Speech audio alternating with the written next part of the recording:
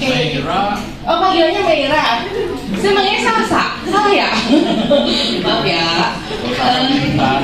Ada Putri Filzah sama ada Arshil. Oke. Baik, kita akan memulai seminar pada siang hari ini. Bismillahirrahmanirrahim. Assalamualaikum warahmatullahi wabarakatuh. Okay, it's honor for me to have you all here. And this afternoon, we will conduct undergraduate research seminar from the students of Department of Family and Consumer Sciences, and we have Salsa Gila Meira under supervision by Bapak Insinyur Muhammad Jamil Jamaluddin MSc. Nice to meet you, sir. I think it's honor for us to also to have Pak Jem this afternoon, and also Salsa, you have research with title Analysis of Intention to Purchase K-pop Albums in Generation Z Teenagers Using Theory of Planned Behavior. Unfortunately, we are not talking about me and Pak Jem because we are not come from this generation and we are not the K-pop fan. I don't know about you. All of this class will be happy with this topic. Yeah. so you also. The question is what the relationship with my IPB? Oh, with the IPB. With consumer students, Bapak. Jadi. Okay, and this seminar we will divide into some session. Salsa Meira, you will have 15 minutes to present your research, and then I will invite Arshil and also Putri Filzah to give some feedback to improve final thesis of Salsa's, and then in the third session I would like to invite the forum, and hopefully all of you can participate actively, give some feedback, some questions, or maybe some suggestion for Salsa, so Salsa can improve her final thesis. And maybe I will give also the comments for your presentation and also for your paper. And the last but not least, we will have Pak Jem as a supervisor to give some feedback in this the end of the session. Okay, ladies and gentlemen, we will start this seminar. Salsa, you will have 15 minutes, so use this time perfectly. So hopefully you can present, not just read your presentation, but maybe you can give information, new knowledge, and new insight from your research to all of us here. Okay, Salsa, time is yours. Assalamualaikum warahmatullahi wabarakatuh. Good afternoon, everyone. The Honorable Insinyur Muhammad Jamil Jamaluddin MSc as my supervisor, and Ms. Alfia Sali, SPMSE as my moderator, and also here the finalists for my presentation, and also the audience who attends my seminar research today. Hello, my name is Salsa Gila Meira, and I'm going to present my research seminar with the title of Analysis of Intention to Purchase K-pop Albums in Generation Z Teenagers Using Theory of Planned Behavior. So here's the outline. First, background, and then objective, framework, methodology, result and discussion, and also the last one is conclusion and suggestion. So this is the background of this study. The Hallyu Wave research in 16 countries showed that popularity index score of current content in Indonesia is quite high, reaching 3.49 out of 4. And then with the report, Indonesia is the country with the biggest K-pop fans in Indonesia. Survey also say that majority of foreign culture fans in Indonesia, especially K-pop music, are teenagers aged 10 till 22, and most of them are employed. By 2022, K-pop physical album sales at home and abroad will reach 18 million pieces. And someone who likes Korean movie, dramas, or music, they will have a tendency to buy product related to Korean music, drama, or movies such as CD or DVDs from albums from a Korean musician. And also surveys in 2019 found that 43.6% of Indonesian K-pop fans, or almost half of the all of the respondent fans in Indonesia have never bought a physical album for some unknown reason. And surveys in 2022 also found that many of them prefer not to spend money in enjoying their idol contents, for example, buying physical albums for their idols. So the objective of this study, first to identify respondent characteristic, attitude toward behavior, subjective norms, and perceived behavioral control and purchase intention of K-pop albums in Generation Z teenagers. And second one, to analyze the relationship between respondent characteristic with attitude toward behavior, subjective norm, perceived behavioral control, and purchase intention of K-pop albums in Generation Z teenagers. And the last one, to analyze the influence of attitude towards behavior, subjective norms, and perceived behavioral control to purchase intention of K-pop album in Generation Z teenagers. So here's the framework. Based on the framework, I build a hypothesis. First is there is a significant relationship between respondent characteristic and attitude toward behavior. There is a significant relationship between respondent characteristic and subjective norms. And there is a significant relationship between respondent characteristic and perceived behavioral control. There is a significant relationship between respondent characteristic with purchase intention. Attitude towards behavior has a significant effect on purchase intention of K-pop albums. Subjective norms have a significant effect on purchase intention of K-pop albums, and also the last one is perceived behavioral control have a significant effect on purchase intention of K-pop albums. So this the method of this study. This research uses a cross-sectional study design. The research location is an area in Indonesia. Data location was carried out online through a Google form in April 2023, and also 215 respondents were obtained. The population of the study is Indonesian Generation Z teenagers.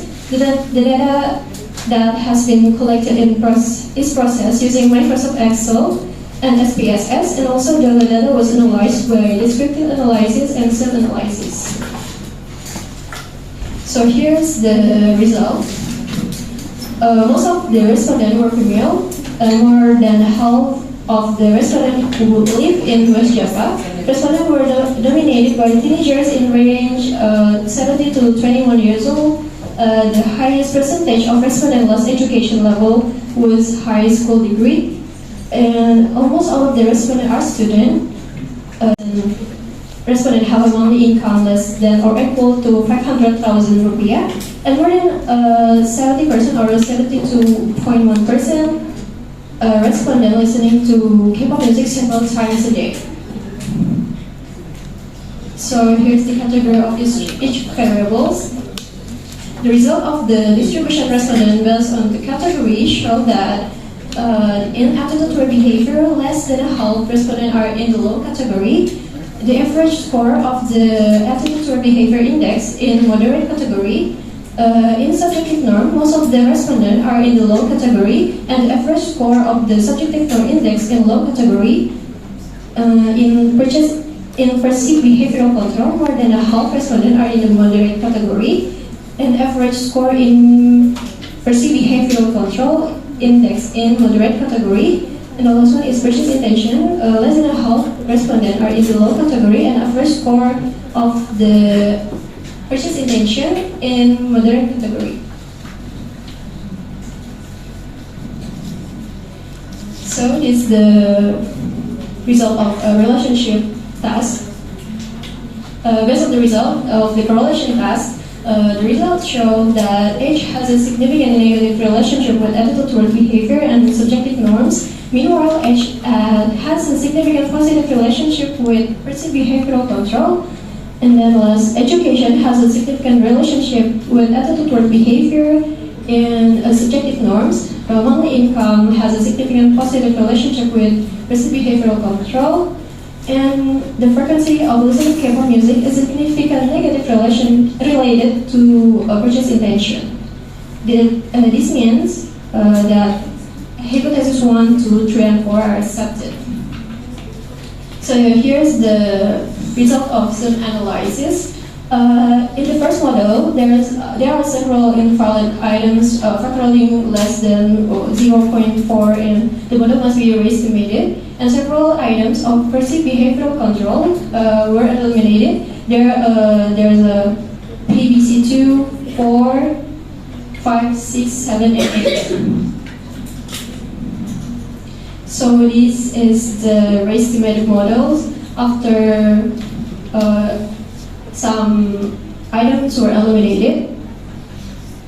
So even to that, it can be seen that F value on subjective norms is still below 0.5, but the zero value on all variables is more than 0.7. And based on this result, it can be concluded that the contingent validity of this latent construct is quite good. All items are valid and reliable. So this is the result of overall model fit test. It can be concluded that the model is categorized as a good fit so that further hypothesis testing can be carried out. So the results show that attitude toward behavior and perceived behavioral control has a significant effect on the purchase intention of K-pop albums. This is in line with RSG 2021, who stated that attitude towards behavior and behavioral control have a positive effect on purchase intention in Korean products, such as digital K-no or K-pop digital albums. Meanwhile, subjective norms have no significant effect on purchase intention of K-pop albums. This is also supported by Sitomoto 2018, who stated that subjective norms have no significant effect on intention of purchasing K-pop music.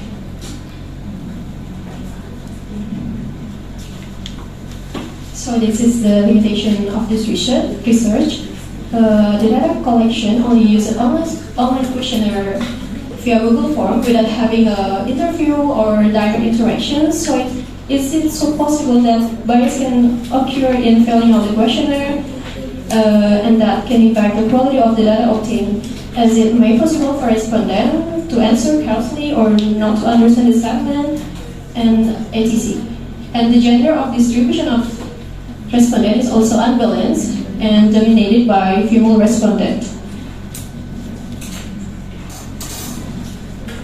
And this is the conclusion of this study. This study involved 2,015 respondents. Most of the respondents were female, with the highest age range in 70 till 21 years old. More than half of the respondents live in West Java. Most of them are students listening to K-pop music several times a day and have a high school degree. And most of them have a monthly income less than or equal to 500,000 rupiah.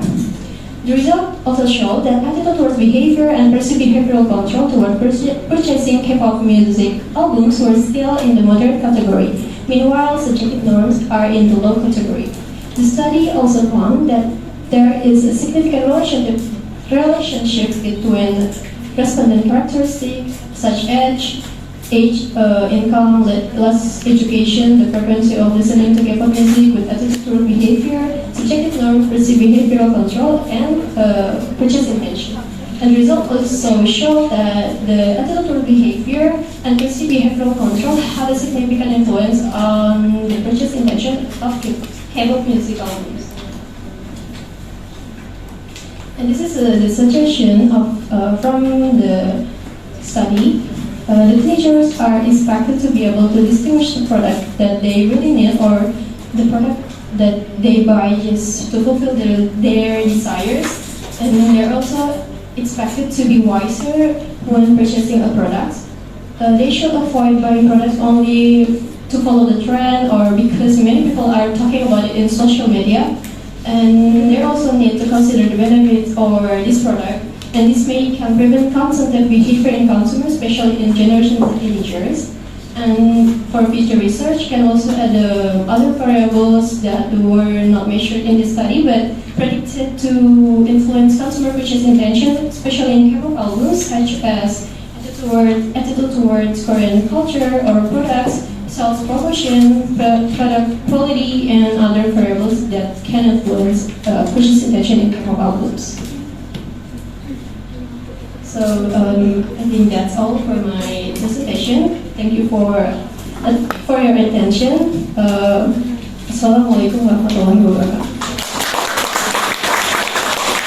Okay, thank you, Salsa. I think interesting research. And maybe before we start for the panelists, how many people here that you already have K-pop albums and by yourself? Yeah. Okay, one. Yeah. Two. Let's be honest to us. Okay, so there are two people here have a K-pop album. So I think, yeah, because this is the new lifestyle of teenagers of this generation, we will start discussion about why there are some findings from this research that what is it?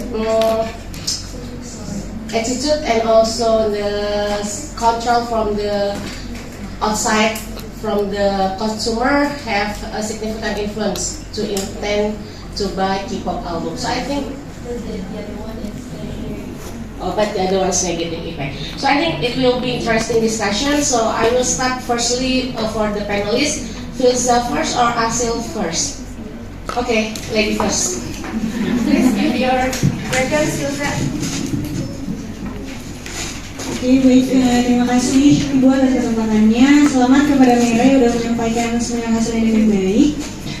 Saya ada dua pertanyaan. Pertanyaan yang pertama, hasil penelitian menunjukkan bahwasannya norma subjektif responden itu berada pada kategori rendah. Lalu kira-kira menurut peneliti apa yang menyebabkan responden memiliki norma subjektif yang rendah? Lalu untuk pertanyaan selanjutnya, berdasarkan hasil analisis SEM menunjukkan bahwa hipotesis 6 ditolak. Mengapa norma subjektif tidak berpengaruh terhadap niat membeli? Apakah ada penjelasan terkait alasan tersebut? Terima kasih. Ya, silakan. Jadi kedua pertanyaannya Filza terkait dengan norma subjektif begitu ya. Dan saya nggak tahu teman-teman di sini saya lihat ada yang dari agribisnis ya. Di agribisnis belajar mengenai perilaku pelanggan kan ya? Oh, perilaku konsumen juga. Oke. Belajar juga dengan teori offline behavior. Ya, tapi lebih ke produk-produk agribisnis. Oh, pada produk-produk agribisnis. Baik. Jadi artinya kita akan bisa menangkap apa yang nanti kita akan diceritakan Filza, dan mungkin juga akan menarik pertanyaan bagi teman-teman yang di luar IKK.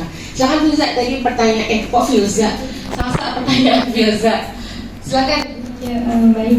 Terima kasih Syahnya. Boleh mau pakai bahasa Sunda? Ibu, tadi pertanyaan pertama, kenapa norma subjektif itu rata-rata capaian indeksnya itu rendah, kenapa? Jadi berdasarkan hasil yang saya dapatkan begitu, untuk rata-rata capaian indeks norma subjektif memang di kategori rendah dengan rata-rata jawaban skor juga dikategorikan rendah gitu, tidak setuju. Jadi kebanyakan dari responden itu menjawab pada variabel norma subjektif ini tidak setuju jawabannya.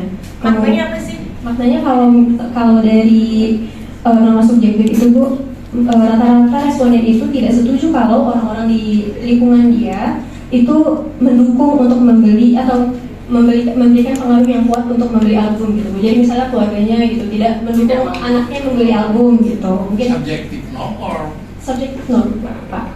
atau satu lagi apa? Kontrol perilaku. Kontrol perilaku. Yang bertanyakan subjektif nomor. Iya, subjektif norm.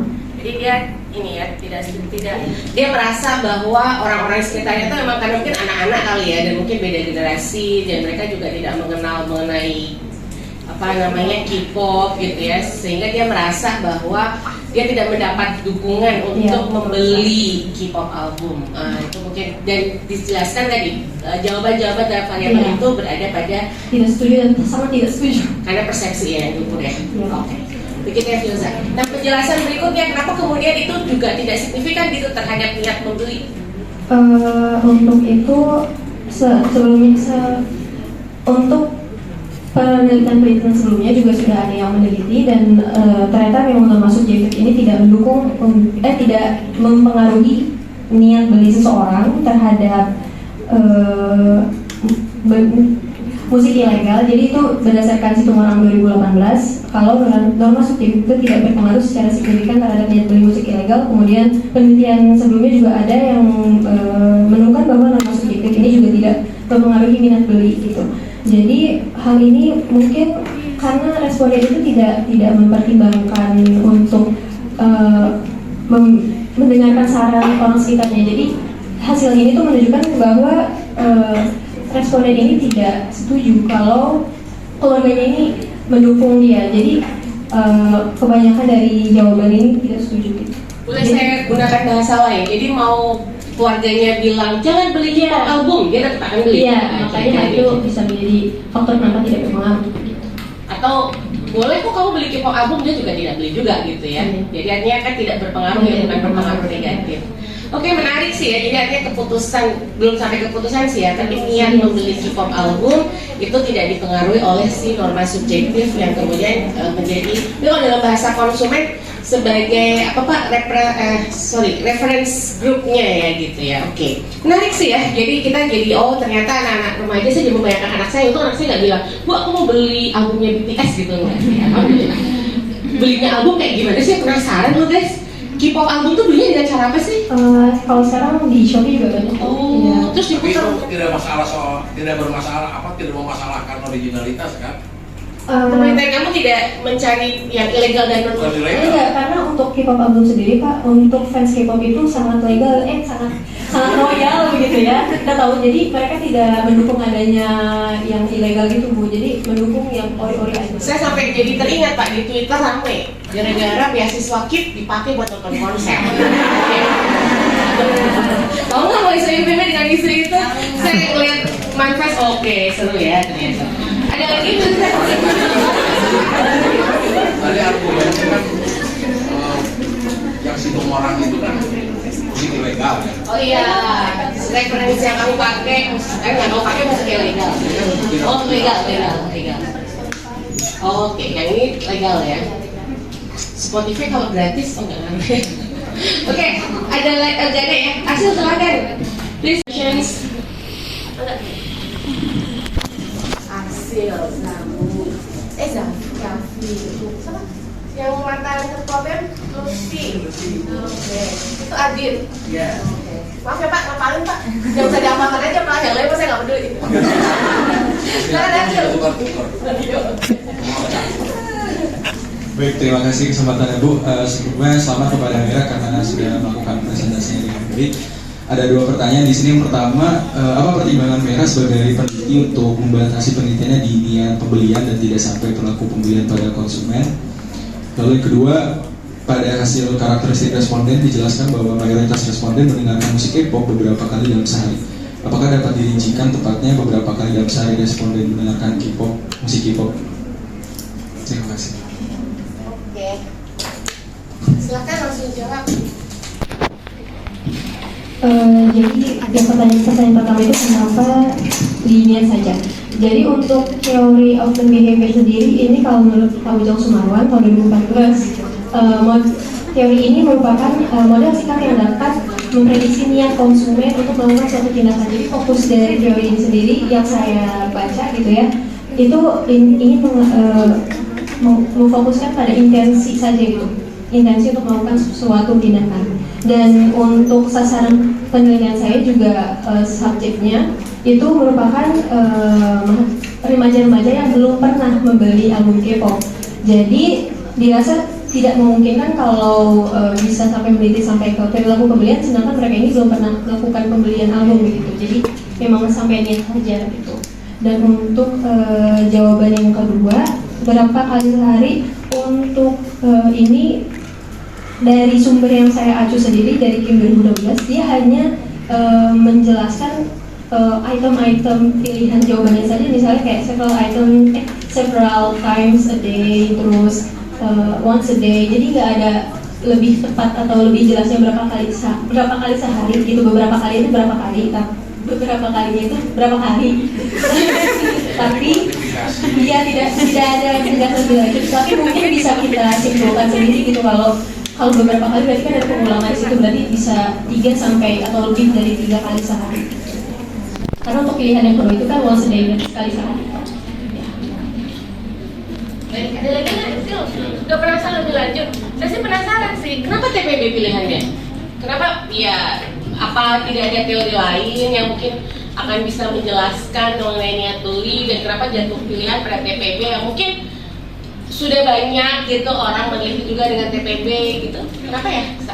Kalau saya sendiri kenapa memilih TPB? Yang pertama karena TPB ini bisa menganalisis dari sikapnya dia, kemudian dari orang sekitar, jadi ada dari faktor luar dan faktor dari dalam diri di tubuh. Ya, itu sih. Nah itu yang nggak saya dapetin di latar belakang gitu. Jadi maksud saya ya karena kan mungkin kalau di IKK beberapa penelitian menggunakan TPB sudah pada beberapa produk begitu ya. Tapi kemudian kan mungkin kebaruannya menelitinya pada apa kehidupan, maksudnya gaya hidup anak remaja sekarang gitu ya. Dan kemudian ini juga tadi menarik, mencoba melihat anak-anak muda remaja yang belum pernah beli K-pop itu, belum pernah K-pop album itu, mereka punya niat gak sih membeli gitu. Dan untuk itu faktor yang mungkin bisa dianalisis adalah beberapa faktor internal dan eksternal yang kemudian teori yang tepat digunakan TPB. Nah itu yang mungkin seharusnya bisa agak lebih banyak. Saya mungkin kalau di skripsi mungkin ada ya salsa, tapi karena di ini singkat begitu ya, sehingga di latar belakang saya mendapat kesan lebih banyak cerita mengenai K-popnya gitu ya. Kamu menemukan ini ya, menyadarinya. Maksud saya itu hasil. Ayo kalau jadi pembahas agak diperdalam gitu. Oke, baik, ada lagi Filza dan Asil? Sudah cukup? Sudah. Baik, terima kasih. Thank you very much for Filza and Asil. I think from their questions, Salsa will have many inputs to your apa namanya skripsi, your final thesis. And now I will give opportunity for the forum to give questions. Hopefully, all of you already hear the presentation from Salsa and also hear the discussion between Filza Asil. We already discussed about the subjective norm and then about the choice to choose a theory of parent behavior as a background of theory to analyze the phenomena. So hopefully all of you will give some inputs, some questions, some critiques. Nobody? Mari kita pilih. Oke deh, saya panggil ya, boleh ya? Gak ada yang mau bertanya? Oh, oke, satu. Silahkan. Siapa namanya? Dari mana asalnya? Oh, yang sama kemek ya? Iya, sorry. Silakan. Saya Nadia Sabina dari Jakarta 26. Siapa nak? Nadia. Mau izin bertanya soal Mera. Tadi kan Diizinkan. Tadi kan Mera subjek penelitiannya itu album musik pop ya. Iya, objek. Nah, kira-kira apa sih yang melatar belakang Mera mengambil album K-pop ini sebagai objek dari ini? Kamu kalau misal ada K-pop album bakal dibeli nggak? Enggak sih.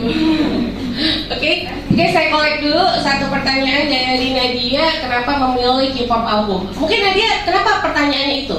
Maksud saya, apakah ada alternatif lain gitu di antara objek riset, objek yang lain gitu, bukan K-pop gitu? Sekarang tuh lagi ngetren apa gitu? Enggak. Saya kan kalau misalnya K-pop tuh banyak yang mungkin ada yang K-pop drama gitu ya? album merchandise. Oh, I see. Kenapa album dibandingkan merchandise? Oh iya betul ya, betul ya. Sebagai konsumen nggak kepikiran saya juga ya, maklum bukan. Album dan fisik lagi. Album dan Fisik, bukan flash fisik. iya. Oke, menarik pertanyaannya. Ayo yang lain silahkan memancing banyak pertanyaan mungkin. Silahkan. Menunggu dipanggil. Ya Allah. Oke. Ya, 3. 1, 2, 3. Silahkan. Terima kasih atas kesempatannya di sini. Namanya siapa? Nama saya Zahro Putria. Zahro. Sebelumnya selamat untuk Mira setelah sampai ke tahap seminar hasil ini. Di sini saya izin bertanya, dari hasil penelitian tadi yang sudah disampaikan menunjukkan bahwa dari frekuensi mendengarkan musik K-pop ini memiliki hubungan yang negatif terhadap niat beli album K-pop. Nah, dari situ mengapa kira-kira yang menjadi alasan dari hal tersebut? Terima kasih. Jadi kalau dia semakin sering mendengarkan K-pop malah nggak mau milih ya? Iya, iya kan? Baik, pertanyaan menarik Zahro. The third one. Ya, silakan. Siapa namanya? Sebelumnya selamat kepada Meira yang udah sampai ke tahap pentas. Saya Wulan dari IKK 56. Izin bertanya, tadi kan sebagai kita gitu penikmat K-pop juga gitu. Tadi kan ada ngasih saran ya. Nah kalau boleh tahu, boleh dijelasin lagi dari hasil penelitian itu kenapa akhirnya mengambil saran yang tadi telah dijelaskan. Terima kasih. Ya, pemilihan saran berdasarkan pada apa? Baik, silakan Salsa, Meira untuk dijawab. Baik, yang pertama tadi kenapa K-pop album? Jadi kalau berdasarkan hasil sebentar. Jadi Indonesia itu kalau berdasarkan indeks skor popularitas konten Korea itu cukup tinggi tadi sesuai yang sudah saya sampaikan di background. Jadi itu sudah menunjukkan kalau popularitas K-pop itu sudah sangat cukup baik gitu karena dari 4 dia sudah 3,49 dan untuk produk dari budaya K-pop ini yang paling populer di Indonesia itu adalah K-pop music. Jadi kan kalau untuk budaya Korea yang masuk ke Indonesia tuh ada makanan, ada segala macam gitu buat drama Korea. Nah, untuk terbanyak kedua ini adalah K-pop music. Nah, dari Yang pertama apa? yang pertama itu drama Korea itu. Drama. Dan karena dia menempati posisi kedua, dan ini juga membuktikan kalau K-pop ini berarti K-pop music ini sudah sangat terkenal gitu, mahasiswa atau remaja-remaja itu sudah sangat tergandrungi dengan K-pop music. Nah, dan untuk hasil survei juga menunjukkan kalau adanya kepopuleran musik K-pop ini di Indonesia membentuk perilaku baru kepada para penggemarnya. Yang pertama itu ada 3 perilaku baru. Yang pertama itu ada membeli album fisik, kemudian membeli album digital, dan membeli merchandise lain selain album gitu. Jadi itu ditemukan bahwa kalau membeli album fisik itu menjadi salah satu perilaku baru yang ditemukan di remaja sekarang gitu. Dan uniknya pada tahun 2019 ditemukan bahwa hampir separuh dari responden penelitian ini itu yang merupakan penggemar K-pop ini belum pernah membeli album fisik musik K-pop, walaupun sudah terkenal tadi di Indonesia itu sudah banyak yang terkenal gitu K-pop segala macam, albumnya juga menjadi urutan kedua. Jadi di sini saya ingin meneliti lebih lanjut kenapa si album ini menjadi salah satu yang paling tinggi gitu. Dan melalui teori of learning behavior ini juga saya bisa menganalisis orang-orang yang belum pernah membeli album tadi, karena kan tadi ada hasil yang menunjukkan bahwa banyak remaja yang memilih untuk tidak mengeluarkan uang untuk menikmati konten K-pop gitu, Bu. Berapa sih harga K-pop album itu kisarannya? Kisarannya bisa dari 100.000 sampai 400.000. Album itu berapa, isinya berapa konten? Berapa lagu? Sebetulnya beda-beda Pak. Jadi ada yang mini album, ada yang isinya cuma 2 lagu, tapi yang membuat orang tertarik itu karena perikilannya gitu loh, Bu. Apa ya, kayak isi yang ada di dalamnya, misalnya karena ada postcard, ada lirik, ada fotonya, ada dan yang menjadi ketertarikan remaja-remaja itu karena salah satu item di album K-pop itu bisa dijual lagi Pak. Ya, dengan harga yang cukup menggiurkan. Jadi mereka sebetulnya membeli bukan karena iya betul Bu, investasi. Jadi bukan karena ingin mendengarkan lagu sebetulnya. Jadi ada hal yang di dalam K-pop album ini yang bisa dijual lagi. Itu bagian yang diteliti? Tidak. Tapi fenomenanya Ya, fenomenanya seperti itu. Iya. Oke, tapi saya pikir fenomena itu juga sebagai sebuah, saya nggak tahu apakah sudah ada riset yang bisa dijadikan acuan gitu ya. Sehingga maksudnya gini, hal yang mungkin perlu dicoba dielaborasi di skripsinya Salsa adalah bagaimana mengangkat isu ini tuh gak cuma sekedar ngomongin TPB dan K-pop album gitu, tapi bahwa ini tuh ada pergeseran fenomena sosial khususnya pada generasi muda, anak-anak remaja gitu ya, yang mungkin pada generasi sebelumnya kita pernah ada dalam satu masa beli album tuh kaset begitu ya Pak, kemudian CD begitu ya, kemudian sejak ada musik digital mungkin pembelian album tuh berkurang, tapi sekarang dengan mungkin modifikasi atau mungkin hal-hal baru yang dikembangkan industri musik begitu ya, kemudian bagaimanapun konsumennya tetap ada. Nah, saya pikir hal-hal seperti itu perlu agak lebih diangkat ya, sehingga tidak terkesan bahwa ini hanya TPB dengan K-pop saja. Padahal di balik itu tuh ada banyak cerita yang mungkin bisa diungkapkan gitu ya. Jadi saya pikir pertanyaan tadi, kenapa kemudian memilih K-pop album dibandingkan produk-produk K-pop lainnya, itu juga sesuatu yang harusnya diungkapkan dan mungkin bisa ditambahkan dengan acuan ya Salsa ya, sehingga agak lebih kaya begitu di latar belakang. Baik, terima kasih. Berikutnya pertanyaan Zahra dan Bulan, silakan. Iya, untuk pertanyaan kedua tadi frekuensi penonton yang beli itu. Jadi apa yang sebelum saya melakukan pertanyaan ini, saya sudah melakukan riset dari beberapa literatur sebelumnya dan menunjukkan bahwa seharusnya semakin tinggi konsumsi konten Korean Wave atau kita bilang dengerin lagu gitu ya, itu bisa meningkatkan niat beli terhadap produk tersebut. Tapi ternyata pada penelitian ini memiliki hubungan yang negatif, dan hal itu bisa terjadi mungkin salah satunya karena banyaknya fasilitas internet yang ada saat ini gitu. Jadi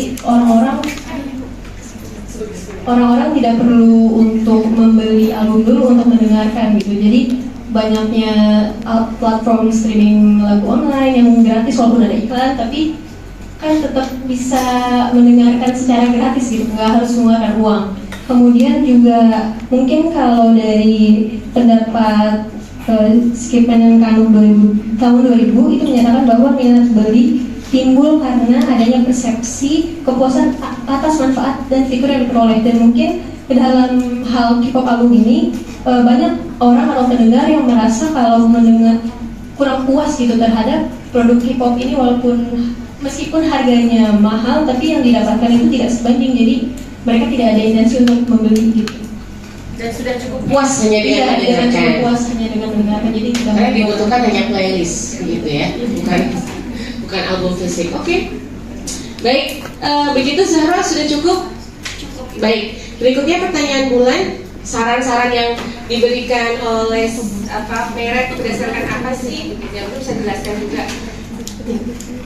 Jadi saran yang saya berikan di penelitian ini itu berdasarkan hasil capaian indeks norma subjektif yang berada pada kategori rendah ya. Dan ini bisa diartikan bahwa remaja ini tidak begitu peduli terhadap faktor sosial seperti pandangan orang-orang di sekitar, keluarga, teman, atau lingkungan sekitarnya yang cenderung kurang mendukung perilaku pembelian album musik K-pop. Dan mereka ini tetap membeli pada akhirnya walaupun tidak didukung gitu. Dan ini berlawanan dengan tekanan sosial yang ada. Jadi menurut saya membeli album K-pop itu bukan suatu hal yang negatif sebetulnya, tapi ketika dilakukan secara berlebihan maka itu bisa mengarahkan ke perilaku konsumtif. Dan apa yang bisa dilakukan oleh para remaja biar tidak terjadi hal demikian, diharapkan mereka ini bisa membedakan kalau produk yang dibeli karena memang butuh atau karena hanya ingin mengikuti keinginan saja gitu. Dan mereka juga perlu bisa mengontrol diri untuk jangan sampai membeli album itu karena sedang tren atau sedang dibicarakan oleh orang-orang di sosial media, karena itu salah satu indikator yang saya teliti juga, bahwa orang-orang di sosial media ini mempengaruhi dan itu memiliki loading factor yang paling besar daripada item pertanyaan lainnya. Jadi dari situ saya menyimpulkan bahwa ternyata mereka ini bisa sangat terpengaruh oleh orang-orang di media sosial untuk membeli album. Jadi mereka bisa mengontrol dirinya untuk tidak mudah terbujuk tren atau orang-orang di media sosial untuk membeli produk-produk yang sebetulnya bisa dibilang kurang dibutuhkan gitu ya Bu. Oke, saya ingin mengklarifikasi sih menindaklanjuti pertanyaan Bulan tadi ya, karena yang diceritakan kan berdasarkan hasil. Jadi kan tadi sempat takut saya salah persepsi juga. Tadi negatif yang dimaksudkan salah satu yang kita berapa? Hubungan antara Boleh ditunjukkan kalau di di halaman berapa? Halaman 5. Halaman 5. Oke, mari kita lihat. Oh, bukan yang ini, yang apa namanya? Kan kamu disarankan ada statement nih bahwa hasil dari penelitian ini menunjukkan bahwa remaja tidak begitu peduli terhadap faktor sosial, begitu ya. Artinya kan mereka akan tetap membeli meskipun orang bilang tidak. Ini kan menunjukkan kalau kata Mera itu kan hubungan yang pengaruh yang negatif. Mungkin maksudnya Gimana? untuk yang saran itu tadi berdasarkan hasil ini Bu. Kalau capaian indeksnya, capaian indeks norma subjektifnya rendah. Oke, tapi kan ini kan menjelaskan hubungan dua variabel ya. Harusnya sih tidak cukup. Makanya tadi saya agak mengklarifikasi saja Mera. Karena Mera menurut saya harus berhati-hati. Pertama, ketika menyimpulkan bahwa misalkan dari tabel 5 lah ya, tabel 5 itu kan bisa kita simpulkan bahwa hanya sikap dan kontrol perilaku ya yang berpengaruh signifikan. Yang di halaman 8. Iya, benar. Ya, betul. Oke. Nah, ini bukan ujian kok. Santai. Saya mau klarifikasi biar antara statementnya Saat Mera dengan apa yang ditulis nanti harus sinkron. Berarti kan artinya keduanya lah yang berpengaruh signifikan terhadap niat beli dalam penelitian ini. Iya, sikap dan kontrol. Nah, jadi artinya norma subjektif itu tidak berpengaruh. Nah, harus berhati-hati. Kalau tidak berpengaruh ya tidak boleh diceritakan sebagai dua hubungan. Tapi bahwa misalkan norma subjektif dalam temuan ini rendah, begitu ya, itu menunjukkan ya fenomena norma subjektifnya saja. Tapi tidak bisa dijelaskan kaitannya dengan niat beli karena dalam penelitian kamu tidak menemukan. Bisa dipahami ya. Jadi statementnya harus berhati-hati, jangan sampai orang jadi temuannya tidak sampai menemukan itu, terus kamu ceritakan berdasarkan temuan yang deskriptifnya saja. Itu harus berhati-hati ya. Jadi saya lihat memang di saran mungkin akan lebih baik kalau kamu menggunakan narasi-narasi yang sama dengan yang ada di temuan. Misalkan kalau penelitian ini menemukan bahwa norma subjektif masih rendah, begitu ya, yang menandakan apa sehingga sarannya apa, tapi tidak perlu dikaitkan dengan variabel yang niat beli karena kan tidak berpengaruh gitu. Kecuali kamu membangun saran penelitian ini menemukan bahwa sikap yang semakin meningkat begitu ya terhadap perilaku membeli K-pop album dan kontrol perilaku yang semakin meningkat itu juga akan memberikan pengaruh terhadap peningkatan niat beli remaja terhadap K-pop album. Nah, itu bisa dijelaskan karena tabel 5 menemukan itu. Jadi harus berhati-hati menarasikannya saja ya Salsa ya. Baik, oke, ada lagi pertanyaan teman-teman? Oke, 1:15, 5 menit lah ya. Nanti ada penutup dari Pak Jamil. 1 pertanyaan saya persilakan. Silakan. Siapa namanya? Saya dia dari kata 56. Sebelumnya selamat kepada Mera sudah mencapai tahap seminar hasil. Kemudian pertanyaan saya, kenapa Mera hanya memilih remaja sebagai subjek dari penelitian ini? Pertanyaan tambahan saya, kenapa remajanya agak luas ya? Dari berapa? 16 sampai 21. 13 sampai 21. Silakan. Jadi kenapa saya memilih remaja? Hal ini didasari dari hasil survei di Twitter kalau Indonesia itu negara dengan penggemar K-pop terbesar di dunia gitu, secara online. Dan survei ID Times juga mengatakan bahwa mayoritas penggemar K-pop ini, khususnya musik K-pop ini merupakan remaja berusia 10 sampai 22 tahun. Dan sebagian besar dari mereka ini belum berpenghasilan. Jadi berangkat dari hasil survei tersebut, saya tertarik untuk meneliti range umur demikian yang 10-22 tahun. Tapi pada penelitian ini akhirnya saya memutuskan untuk meneliti remaja pada rentang 13-21 tahun. Dan kenapa umur segitu? Ini dari Harlow, rentang remaja dari Harlow tahun 1991 yang mengatakan bahwa remaja ini berada pada rentang 13-21 tahun yang terbagi menjadi remaja awal dan remaja akhir gitu. Jadi untuk umur yang saya gunakan dari Harlow. Oke, baik. Jadi saya jadi terfikirkan keterbatasan Meira buat saya agak tidak pas ya Meira. Mungkin nanti bisa dikoreksi juga oleh Pak Jen. Meira lebih menyoroti online yang kemudian di online ini membuat peluang untuk terjadi bias itu besar.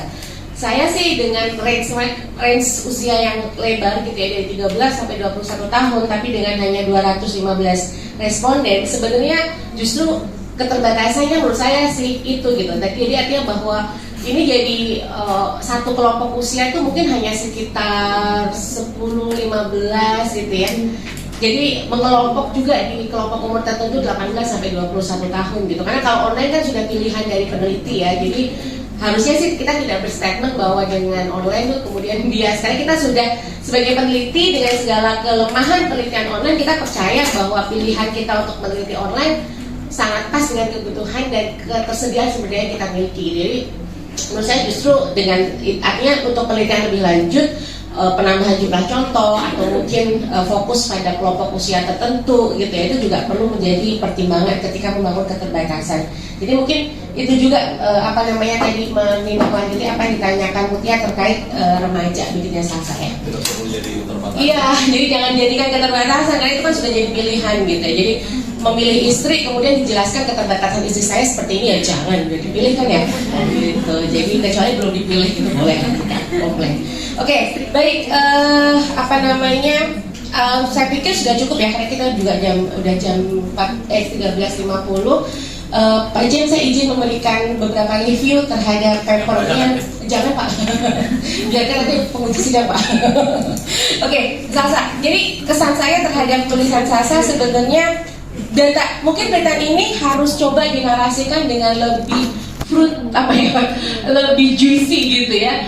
Jujur pas baca tuh kesannya lebih kepada bahasa statistik tanda petik ya. Jadi ini peran ini gitu-gitu. Kemudian padahal di dalamnya cerita bahwa fenomena sosial pada anak remaja sebagai latar belakang itu menjadi sesuatu yang menurut saya sih perlu diungkapkan karena sekarang menarik loh konsumen Indonesia ini. Sekarang di YouTube salah satunya kan orang bule itu nge-review orang Indonesia. Karena apa?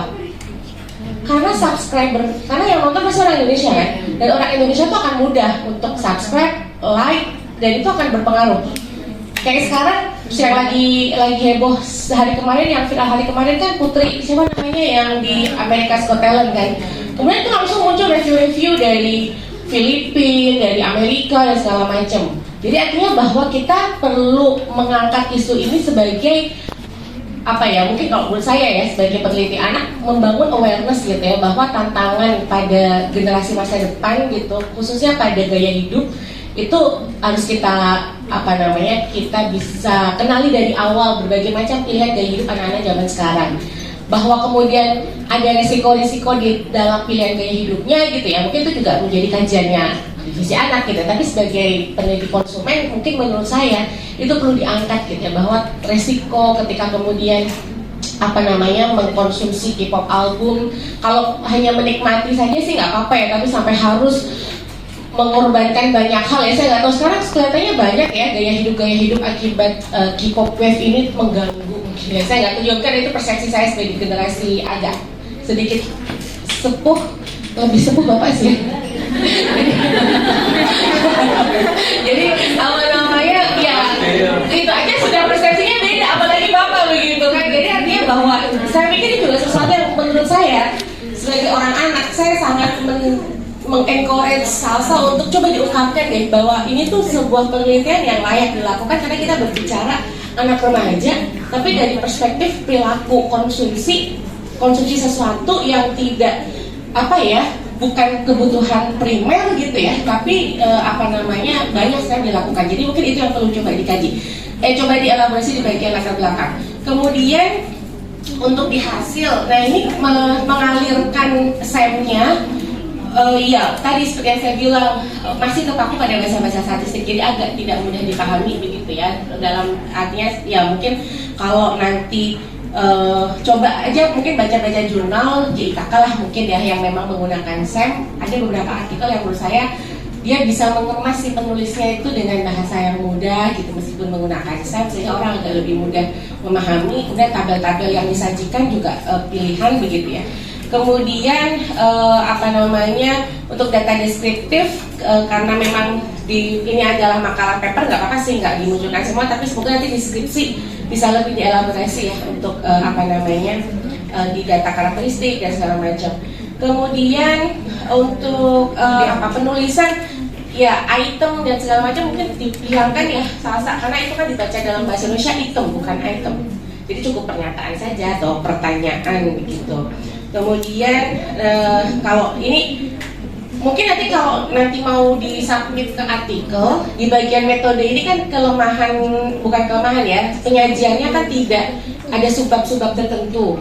Jadi mungkin disahkan saja antar paragraf. Jadi paragraf 1 ngomongin populasi dan teknik pengambilan, paragraf 2 membicarakan mengenai alat alat ukur, paragraf 3 ngomongin alat analisis gitu. Jadi jangan satu paragraf ada beberapa ide, jadi bacanya agak capek.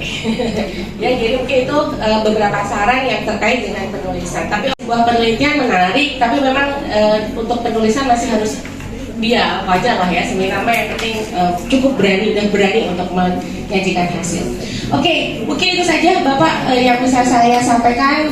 Last but not least, I will give time for Pak Jem untuk memberikan review. Okay, thank you very much for this opportunity. Terlalu mewah menggunakan kesempatan dengan opportunity atau peluang. Baik, sebenarnya Bu Fia di pembukaan tadi agak kurang pas komentarnya ya. Katanya ini hanya generasi Z dan Z. Saya SMA tuh mulai tahun 75. Belum ada rencana kalian lahir.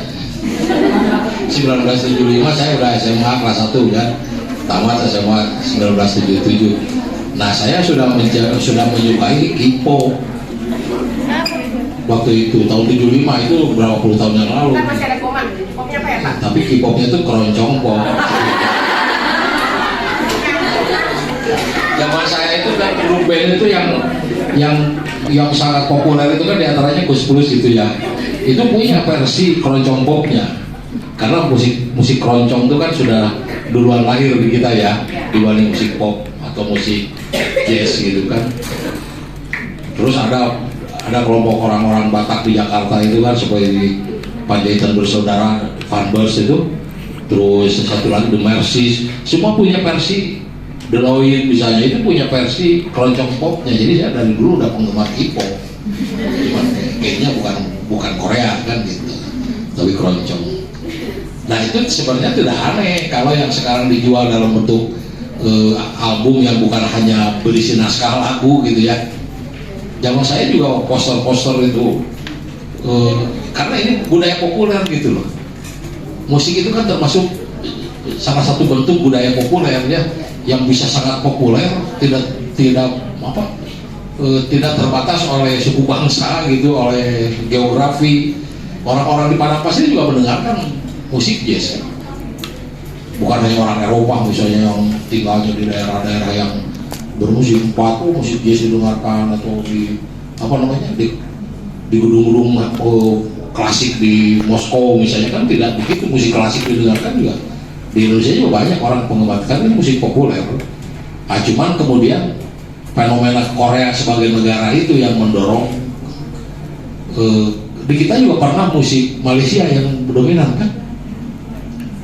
Isabella. Ya kayak lagu-lagu itu kan, lagu tadi yang presentasi pertama itu ya. Itu saya ingat aja lagu Kiara itu. Kita langsung guys. Ada satu judulnya yang saya senang yang Tiara itu, yang di zaman persekolahan. Tiara sebenarnya judulnya. Jadi karena fenomena musik populer, makanya tadi begitu dibahas oleh ahli ilmu sosiologi, kelihatan kurangnya kan, langsung dituding kamu ini bahasanya terlalu statistika, gitu. Hanya soal kurang signifikan atau apa gitu kan, karena tidak menyentuh wilayah-wilayah musik itu ada di mana sih gitu kan. Saya hanya bisa ngomong waktu pembimbingan kepada bimbingan saya itu, bahasakan bahasa IKK gitu, itu maksud saya itu seperti itu. Jangan hanya bahasa dari departemen statistika ya, signifikan atau tidak berhubungan atau ditolak. Nah kalau dalam bahasa IKK-nya apa gitu? Ketika menjanjikan hasil, tapi ketika menjanjikan pembahasan ya kaitkanlah dengan soal itu. Misalnya yang tidak jadi dipilih oleh Yafi itu etnosentrisme, perlu nggak kita bicara kalau soal musik etnosentrisme? Perlu nggak? Kebanggaan akan suku bangsa itu perlu nggak? Soal musik itu. Kenapa justru yang laris manis kayak jualan kacang goreng itu musik Korea gitu kan? Bukan apa namanya yang dangdut pantura itu koplo pantura itu kan. Tapi juga ada segmen pasarnya juga kan ya, gitu ya. Cuman karena ini dari awal juga pertanyaannya kan itu ya, kenapa sih harus musik Korea gitu kan? Ternyata katanya memang ada fenomena albumnya. Jangan dikira zaman saya juga tidak beli album, saya beli album. Saya masih menyimpan beberapa album yang berbentuk piringan hitam. Ketika saya sudah kuliah di IPB, itu kan saya lebih terekspos tuh, dunia saya lebih melebar ya. Diajak sama teman liburan ke kampung halamannya, kota besar di Sumatera gitu kan. Ada orang jualan loakan PH piringan hitam. Itu saya beli juga tuh, saya simpan yang buatan Remako itu kan dulu gak banyak. Publishernya itu gak banyak dulu kan, salah satu yang paling terkenal itu Remako, ada Taurus. Ketika remaja kolot, jadi fenomena itu kan fenomena musik populer. Jadi coba kaitkan nanti ya, seperti tadi pesan Bu Pia, ke dalam aspek-aspek yang menyentuh itu. Apakah itu membahayakan integritas bangsa ya? Lagu itu bisa dijadikan salah satu motif berbangsa. Coba Anda merasa pernah tinggal di luar negeri gitu kan, zaman radio Indonesia itu RRI jam 12 malam itu tutup siaran kan, terus lagunya tuh Rayuan Pulau Kelapa kan, dan tiba-tiba hayang balik atuh pengen pulang gitu ke Bogor, saya lagi ya keluar Rayuan Pulau Kelapa gitu kan. Tahu nggak lagunya? Atau itu salah satu lagu penutup acara siaran di itu Radio Republik Indonesia. Kalau yang versi tengah malam, gitu kan, lagu itu luar biasa sebenarnya. Bisa membangkitkan semangat kan gitu ya. Cuman kalau Yafi, saya ingat mengingatkan kalau lagi PDKT jangan menyebut lagu Baju Tak Gentar. Walaupun banyak hambatan PDKT-nya, jangan memilih lagu Baju Tak Gentar. Siapa? Ya aku bayangkan mau ngapel mau itu aku tak mau. Dibahas semua sama Bu Fia dari sejak itu. Senang saya dikatakan nama satu dosen ahli sosiologi. Masih berjuang banget, masih berjuang. Masih tinggal pilihan mau udah hampir selesai. Aduh, amin. Baik, ya, saya pikir tadi mengangkat, saya sepakat dengan Pak Jem. Jadi jangan sampai tadi ini apa ya, kenapa sih meneliti ini, apa hubungannya sama IPB? Ini hubungannya banyak gitu ya. Jadi harus ada elaborasi Sasa. Tadi anyway, teramat untuk Sasa, kita berikan tepuk tangan. Terima kasih Pak Jem. Saya selalu senang kuliah dengan Pak Jem itu karena jadi melankolis saya keluar gitu. Ingat sejarah. Jadi enak gitu, jadi semakin menghargai hidup kita hari ini begitu ya. Karena ternyata sama Pak Jem itu gitu, katanya kalau bimbingan sama Pak Jem betah ya. Berapa jam kalian bimbingan? Pasti Bapak ngedongeng gitu kan. Itu sesuatu yang sangat akan saya rindukan begitu. Aduh luar biasa deh Bapak. Sehat-sehat ya Pak. Baik teman-teman, terima kasih Pak Jem, thank you very much. I think it's honor to have you here this afternoon. Once again, congratulations Meira. Thank you very much for the attendees and also the participants. Okay, please give your big applause. Okay, and hopefully after this, I think this is the last session for today. Yeah, okay. We'll give many insight, many knowledge for you. Especially, I think here I see some students from IKK 57. Jadi biar semangat ya melihat kelasnya seminar. Ya, cepat juga. Okay, thank you very much. I will close this seminar with Assalamualaikum warahmatullahi wabarakatuh.